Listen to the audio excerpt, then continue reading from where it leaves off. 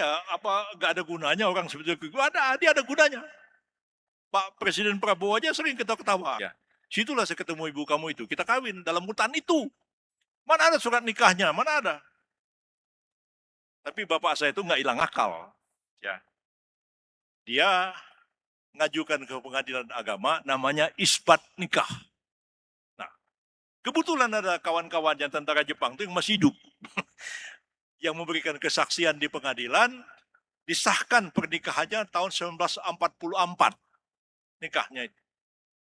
Kira-kira waktu itu tahun 73, 74 gitulah.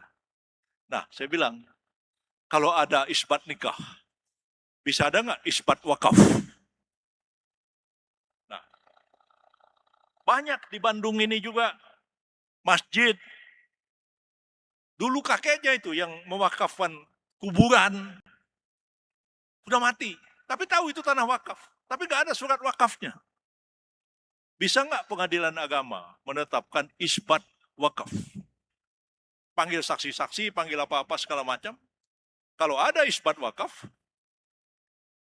kantor BPN tinggal menerbitkan sertifikat tanah wakafnya. Seperti bapak saya itu, memang aneh bapak saya itu.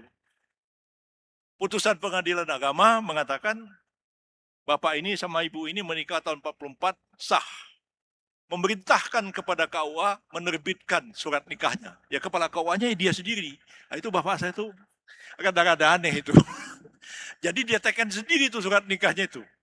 Kami sama anak-anak tuh ketawa terpinggal-pinggal tuh. Peristiwa yang, ya itu fakta hukum. Jadi, ya, saudara-saudara pun akan menghadapi masalah tanah di kampung itu nggak ada batasnya. Nenek moyang kita ya batasnya pohon kelapa itu sama pohon mangga. Ya pohon kelapanya udah mati, tinggal tunggulnya. Tunggulnya pun udah hilang. Betul-betul kita harus bijak. Nah sekarang KUHP baru kita sudah mengadop asas-asas hukum adat, asas-asas hukum Islam, asas-asas konvensi internasional dan lain-lain. Nah, jangan kita menerapkan hukum kaku. Nah, ada orang hilang sepeda di kampung, usut punya usut, yang nyolong sepeda tetangganya. Apa langsung diborgol. Nah sekarang ada restoratif justice. Memang konsepnya dari barat, tapi hukum Islam dan hukum adat juga mengakui ada restoratif justice itu. Orang disuruh musyawarah dulu, panggil kiai, panggil ulama, duduk sama-sama. Gimana caranya ini? Ya sudah, sepedanya dikembalikan, dimaafkan. Ya polisi close. Jangan sampai hukum itu kaku.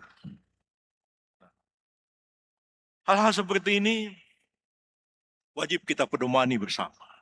Ya. Negara hukum itu negara hukum yang betul-betul didasarkan pada rule of law. Norma-norma hukum menjadi dasar kita bertindak dan mengambil keputusan. Tapi di atas norma hukum itu ada norma etik, dan yang menjadi esensi norma etik itu adalah keadilan.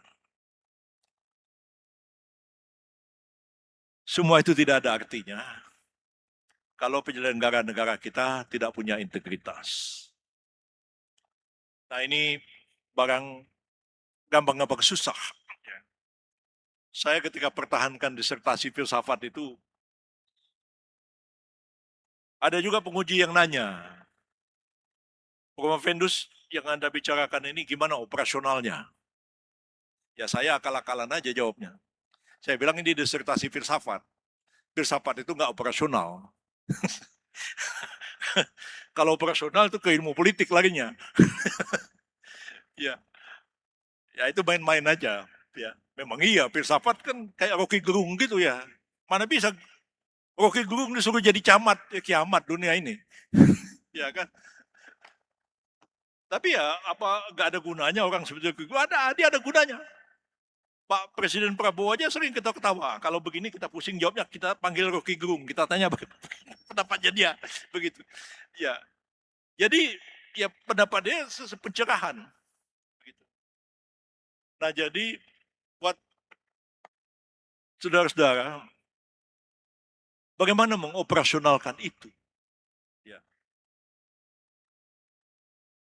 Sebenarnya ini kerja besar bagi bangsa kita ke depan. Terutama menghadapi tahun 2045 yang kita harap-harapkan akan menjadi tahun Indonesia emas